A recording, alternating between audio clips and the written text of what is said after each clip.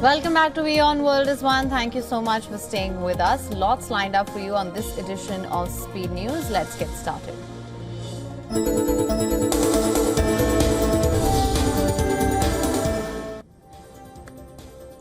US President Donald Trump said that he could meet Russian President Vladimir Putin as soon as next week to discuss the war in Ukraine. The White House also said that Trump is open to the idea of meeting with Putin and the Ukrainian President Volodymyr Zelensky. However, White House Press Secretary Karol Nawrocki did not say when or where such a meeting could take place. This statement came after Trump's envoy Steve Witkoff met Russian President Vladimir Putin on Wednesday, just 2 days ahead of the August 8th deadline set for Trump by Trump for Russia to reach a ceasefire deal with Ukraine. What are your expectations today?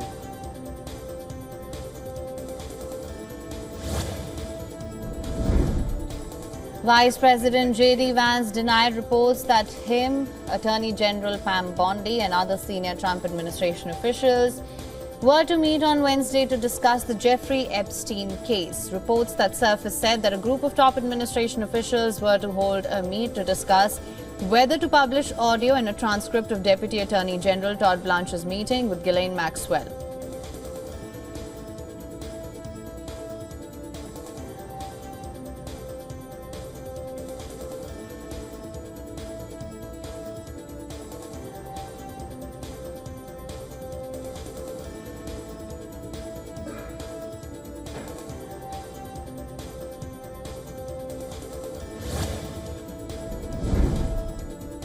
US President Donald Trump said that he could announce further tariffs on China, similar to the 25% duties announced earlier on India over its purchase of Russian oil, depending on how things unfold. US Treasury Secretary Scott Bessent warned China that it could also face new tariffs if it continues to buy Russian oil.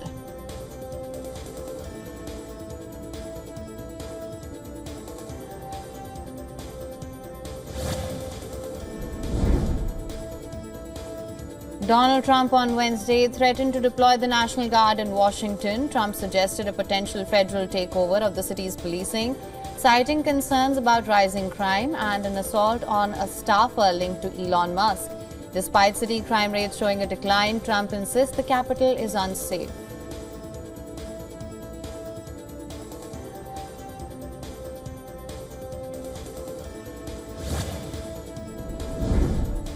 Israel's Defense Minister Israel-Gaza said that the military must carry out any decisions made by the government in Gaza. This following reports of growing internal disagreements over the prospect of a full occupation of the war-ravaged region. The statement came as Prime Minister Benjamin Netanyahu is set to hold the meet with his security cabinet to finalize a decision on expanding Israel's operations in Gaza, which is now nearing its 23rd month. Netanyahu has said defeating Hamas remains a precondition to freeing hostages still held in Gaza.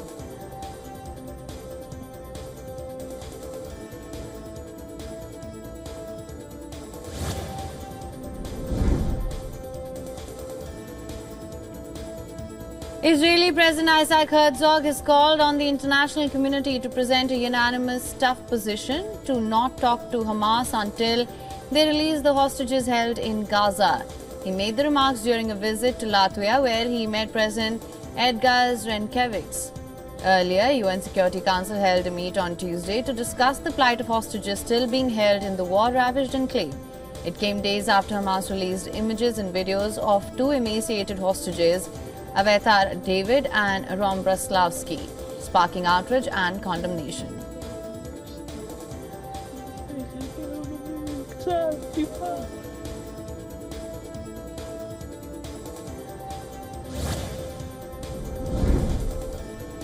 In the latest update on Iran's nuclear program, Foreign Minister Abbas Araghchi stated in a televised interview on Channel 5 that the upcoming visit to the IAEA's Deputy Director General to Tehran is intended for discussions on cooperation frameworks and not for inspections.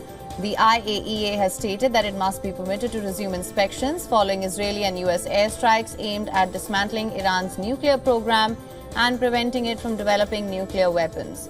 Iran, however, has consistently denied any desire to acquire nuclear weapons and maintains that its nuclear activities are entirely peaceful.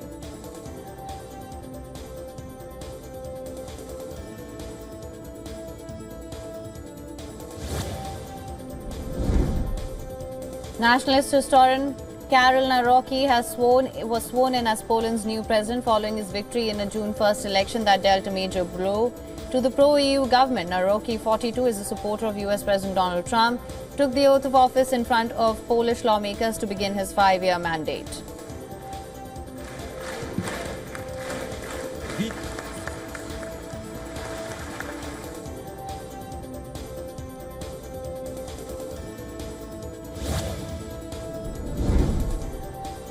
China is mulling to exclude Tibetan as a core subject from the National College entrance exam for the majority of students in the autonomous region. This has raised concerns over the future of the language. Senior Chinese official was quoted saying that, I'm quoting here, Tibet, like other provinces and regions, would have unified exam subjects such as Chinese and mathematics and foreign languages including English, Russian, Japanese, French, German and Spanish, but Tibetan will no longer be a core subject in the exam.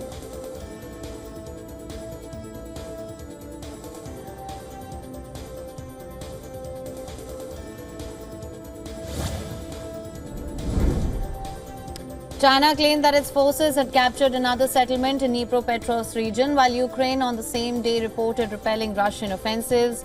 Russia's Ministry of Defense said in the latest briefing that its air defense systems shot down 146 Ukrainian drones over the past day. The Russian army also attacked Ukrainian transportation infrastructure and military bases in over 140 regions, according to the ministry.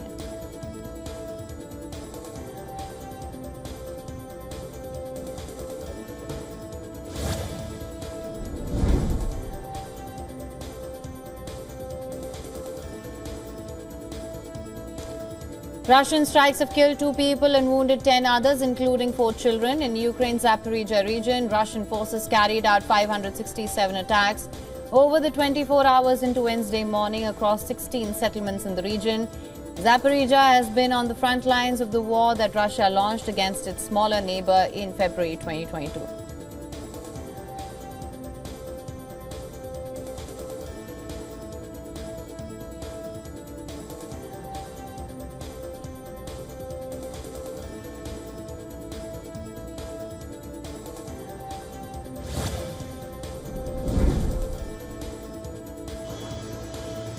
The Election Commission of India has issued a notification for the election to the Vice President's post scheduled to take place on the 9th of September. According to the notification, 21st August is the last date for filing nominations, while the documents will be scrutinized on the 22nd of August. August 25th is the last date to withdraw from the electoral battle. The post fell vacant on 21st of July following the resignation of Jagdeep Dhankar. He had cited health reasons in his resignation letter. His tenure was originally to end in August 2027. According to constitutional provisions, in case of a mid-term poll, the incumbent gets a full 5-year term.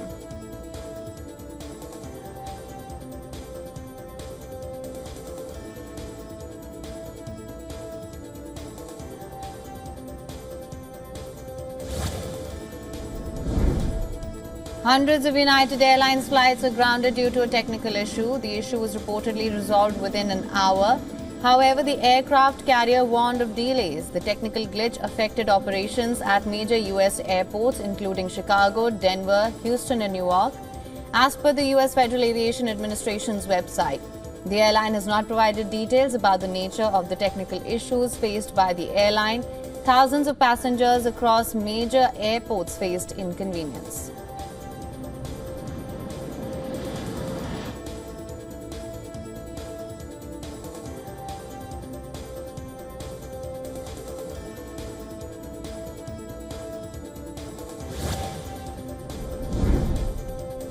Robert F. Kennedy Jr. announced in a statement that 22 projects totaling $500 million to develop vaccines using mRNA technology will be halted. Kennedy's decision to terminate the project is the latest in a string of decisions that have put the longtime vaccine critics' doubts about shots into full effect at the nation's health department. Kennedy has pulled back recommendations around the COVID-19 shots, fired the panel that makes vaccine recommendations, and refused to offer a vigorous endorsement of vaccinations as a measles outbreak worsened.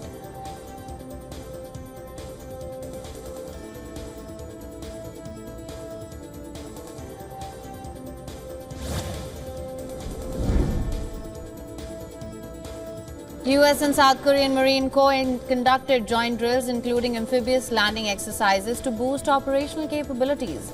Video released by the South Korean military showed US and South Korean troops conducting amphibious landing drills, drone-assisted infiltration drills, and chemical, biological, and radiological training. Around 2,500 personnel took part in the exercises, including 1,500 US Marines based in Okinawa, Japan. According to South Korea's Marine Corps, the drills were conducted from mid-July to August across several cities, including Pohang. Currently, the US maintains about 28,500 troops in South Korea as part of the efforts to deter nuclear-armed North Korea.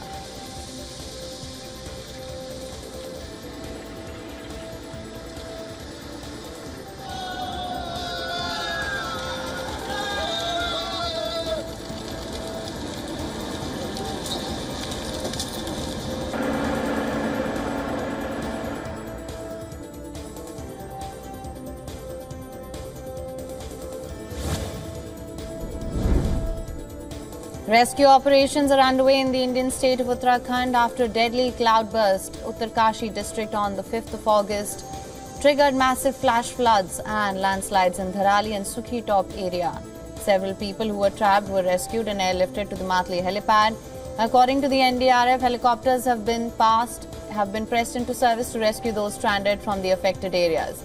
This was necessitated as landslides and debris made it difficult for the rescue teams to reach the affected areas. In Bhatwari, one of the affected areas en route to Dharali, roads were broken and blocked.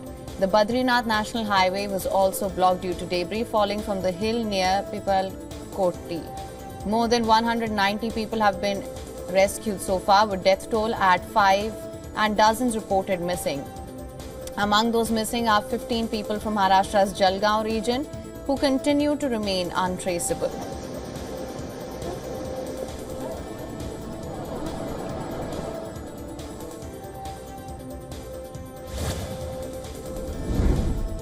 Flames from Turkmenistan's fiery gas crater known as the Gateway to Hell have reduced after a government order. Once a giant uncontrollable pit of red flames and glowing red embers, the 230 feet wide hole is now just a charred cauldron with only a few pockets of small fires.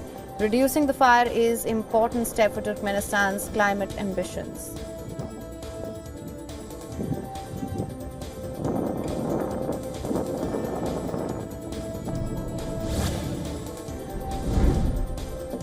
A fast-moving wildfire in a Mediterranean region of France near the Spanish border has left one person dead and several others injured. Efforts are on to douse the flames after it damaged a swathe of land as big as Paris overnight.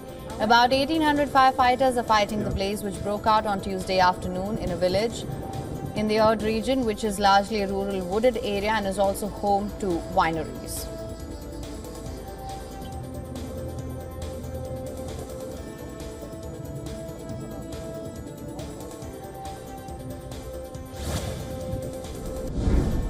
Oil prices rose 1% in early trade, pausing a 5-day losing streak on signs of steady demand in the US, the world's biggest oil user. However, uncertainty about the macroeconomic impacts of US tariffs limited gains. Both benchmarks slid about 1% to their lowest in 8 weeks on Wednesday after US President Donald Trump's remarks about progress in talks with Moscow. Analysts at JP Morgan said in a note that global oil demand through August 5th has averaged 104.7 million barrels per day, tracking annual growth of 300,000 barrels a day, but 90,000 barrels a day below their forecast for the month.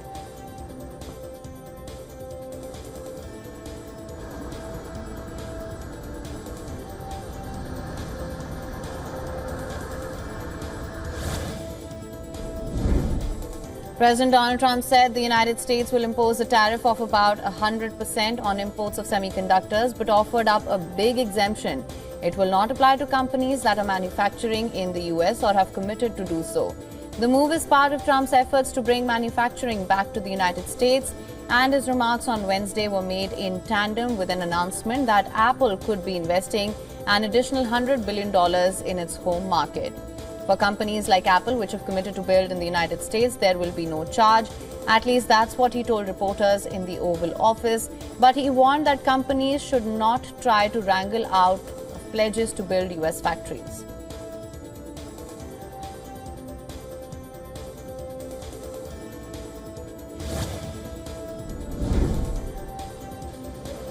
General Motors and Hyundai Motor on Wednesday outlined plans to develop 5 vehicles together as they seek to lower costs amid growing competition from nimble Chinese rivals. But some analysts question whether the plan would work.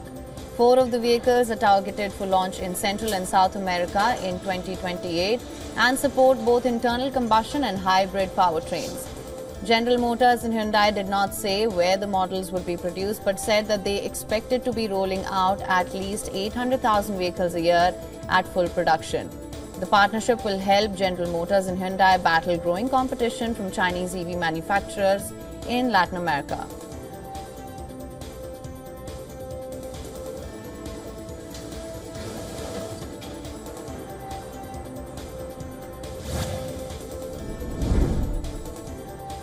Seems like the Indian Cricket Board will be exempt from the RTI provision of the National Sports Governance Bill. Only those bodies that rely on government grants will be under its ambit. The RTI has been a point of contention for the BCCI, which has always opposed being covered by provision, since it is not dependent on government funds, and according to amendment, a public authority is described as an entity that is relying on government funds. Therefore, excluding the BCCI, the amendment is still expected to increase transparency in the BCCI.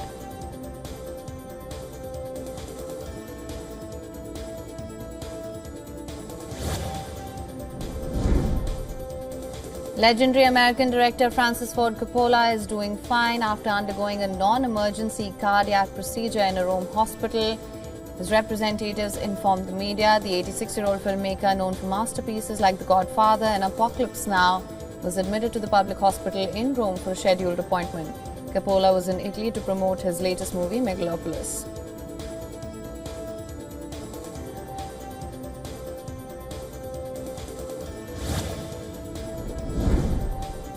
ZEE5 is poised to grab headlines once more with its latest offering. Shodha, the new web series, promises to be a significant addition to the platform's burgeoning catalogue.